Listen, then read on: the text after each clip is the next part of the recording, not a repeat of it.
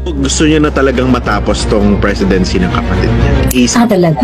Yeah, sabi nga niya hindi ko gustong matapos to para makita yung kapatid kong nakikipag-ayos sa akin at magsalita ako ng sabi ko sa'yo, 'di ba? Tama ako, 'di ba? Ganon.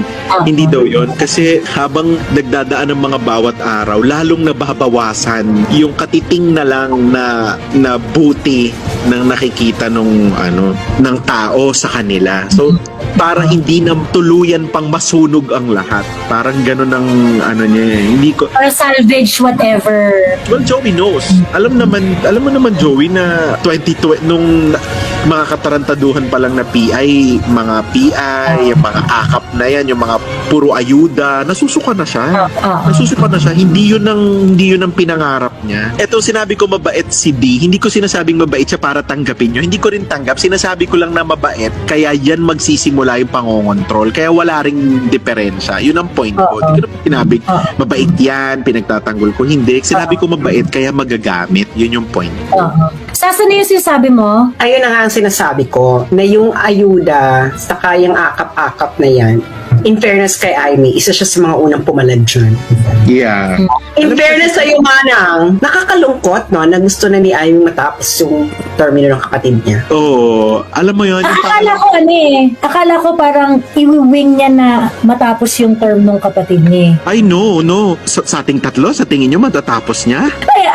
I want this presidency to end. So parang, ang iniisip ko bilang kapatid, hindi ba baka parang alam mo yon, yung kung meron siyang effort na gagawin, baka yung effort towards keeping his brother to stay. At least What's the use? Hindi siya pinapakinggan. Hindi siya pinapapunta sa mga gathering every Sunday. Simula nung umupo yung mga yan, every Sunday wala naman siya eh. Hindi siya pinakikinggan. Imagine, lahat ng KB niya na tinrain niya simula 70s hanggang ngayon, lahat na kay Bongbong na, lahat iniwan na siya, no? Because they see power doon kay Bongbong. Di ba nga, from the very beginning of this presidency, they're always saying na si Amy super kontra, umpisa pa lang, lahat na kinontra mula sa paglalagay ng mga, yung mga sites, EDCA sites, mula dyan, umpisa yun ng presidency niya na ayaw ni Amy Ba't ilalagay yan doon sa Ilocos? Ba't ilalagay yan sa Palawan? Ba't ilalagay yan so ako, alam ko sa tono niya, hindi ko naman siya tinatanong na gusto mo matapos na tong presidency ni Bongbong. Ang corny naman nun. Pero sa pagsasalita niya, Diyos ko, ano na naman kabalbalan ito, Panginoon. Mga ganyan, pag may narinig na naman siya na, ang huli kong reaksyon niya natawa ako nung sinabi ni Bongbong na, ano ba namang nangyayari sa gobyerno natin? Bakit tayo nagkaganito? Ang reaksyon talaga ni Amy, oh my God! Is he really saying these things? Oh my God, Marcos ba talaga yan? Ba't ganyan? Parang hindi siya yan. May ganun-ganun. Tapos may tiri-tiri, ay ba? Alam mo, feeling ko si Daryl lang nag-direct mo. Oh my God, no. Oh my God, no. Pero feeling ko kakamping director ang nag-direct mo. Yeah, most likely. Kasi pilit, halatang peke, hindi umabot ng million views. So kakamping talaga. Pasok sa standard nila. Oo. Hindi umabot ng million views. Hindi. So mas blockbuster pala talaga sa kanila si Juliana. Oo naman. Yung pag-iyak ni Bongbong walang 1 million. Nasa 864 the last time I saw it. Alam mo, kung relevant kang Pilipino, dapat walang 24 hours 1M ka. I'm in this industry Nandito ako sa landscape na to. Nandito ako sa blueprint na to. Gusto ko nang sabihin, napakasimple ng mga pangyayari dyan, nagkakagulo sa ombudsman dahil hindi sila nagtagumpay sa PI, mga PI nila. Hindi rin sila umubra sa impeachment, kaya narito na tayo ngayon. Ipipilit nila na si Boying maging ombudsman para ipakulong si VP Inday Sara bago mag-2027 at hindi lang si Inday Sara, kundi lahat ng mga Duterte, kaalyado ng mga Duterte, baka pati ako. Yan ay sa gitna ng paghihirap ng mga Pilipinong binabaha ng tubig, ng korupsyon at ng kawalang aksyon. Tinutukan ko ang Plan A nila na People's Initiative Chacha.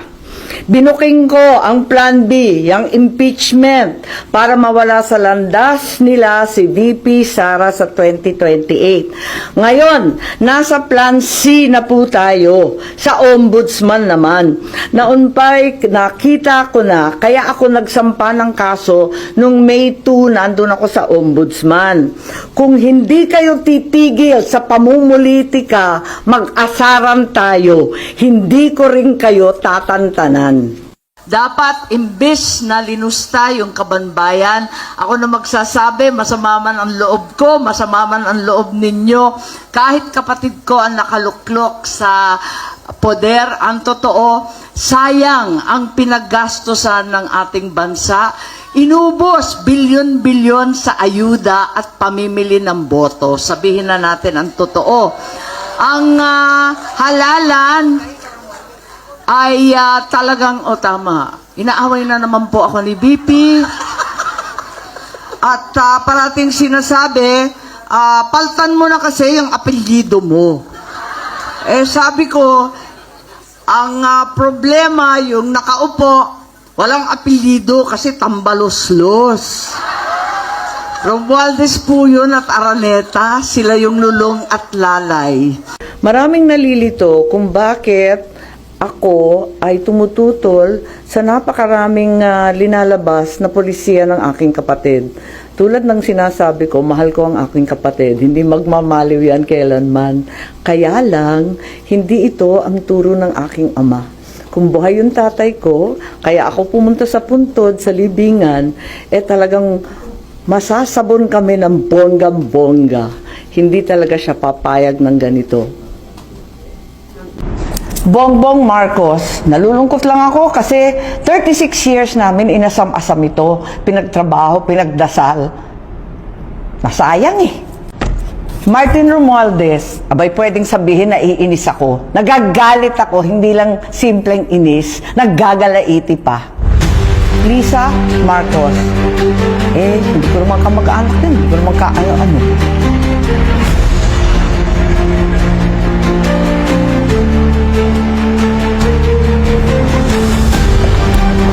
Magandang araw po, Senator Amy Marcos. Naglagay po kami ng mga protest placards sa inyong harapan na may kaakibat na mga katanungan.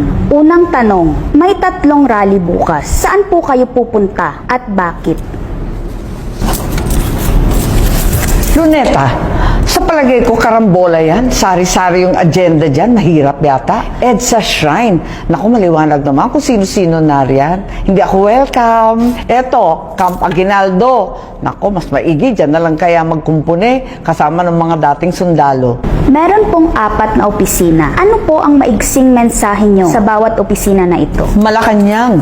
Naku, dinggin ninyo ang taong bayan. Tigilan yung magsasabing kalma lang kayo at walang kalma. Pwede ba? I-withdraw kaya ninyo yung budget at isaayos ng maigi mula sa DBM na puros unallocated, unprogrammed hanggang sa DPWH. Siya sa ating maigi. Ay, DPWH, yung mga resign on leave na yan, hindi yan lulusot. Congress, nako, tigilan ng turuan, tigilan ang pambobola sa isa't isa. Senate, nako, sa aking mga kasamahan. Huwag tayong didikit sa script na pinadala sa atin. Yung maliliit, nako, mga butete, dilis, sardinas, ipon, yan lang ang uhulihin. Tama ba yon? Tigilan na ang small fry. Big fish ang hulihin. Meron pong 4 na placards ng mga kamag-anak nyo. Kanino po kayo pinaka naiinis? Ano nga bang nandito? Sandro Marcos. Nanghihinayang ako, kabata-bata na, damay dito sa gulo. Bongbong Marcos, nalulungkot lang ako kasi 36 years namin inasam-asam ito, pinagtrabaho, pinagdasal. Nasayang eh. Martin Romualdez, abay pwedeng sabihin na iinis ako. Nagagalit ako, hindi lang simpleng inis, naggagalaiti pa. Lisa Marcos, hindi ko naman kamag-anak yan, hindi ko naman ka-ano-ano.